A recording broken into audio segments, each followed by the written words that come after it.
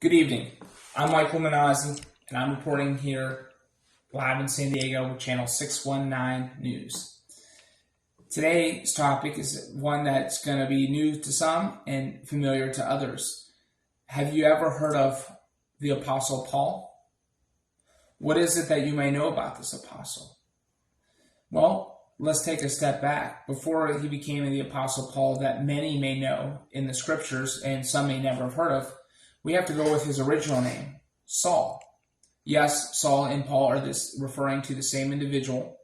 Saul was a Pharisee, a very well-educated Jewish scholar. And on the onset of Christ's life, death, and resurrection, the followers that were growing in numbers of Jesus Christ upset him so much to the point that he wanted them gone. So that led to persecution and murder. It was on one of these journeys of his efforts to eradicate these new Christ followers that he was blinded in the desert and literally stopped in his tracks. And Jesus asked him, "Saul, Saul, why are you persecuting me?"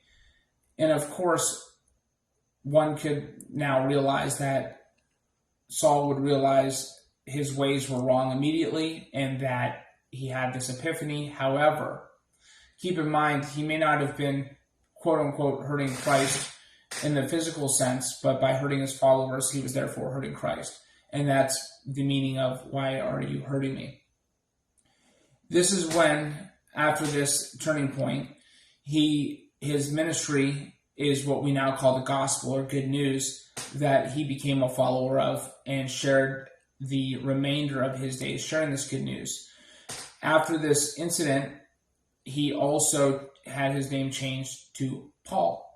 And that is, now we know him as one of the famous apostles. It's also interesting to note that it's likely that in his interpretation, he was still a Jew, because at that time there was not the term yet in existence of a Christian or Christianity as we know today. So it probably for him was a clearer perspective or a refined perspective of his faith and what he believed.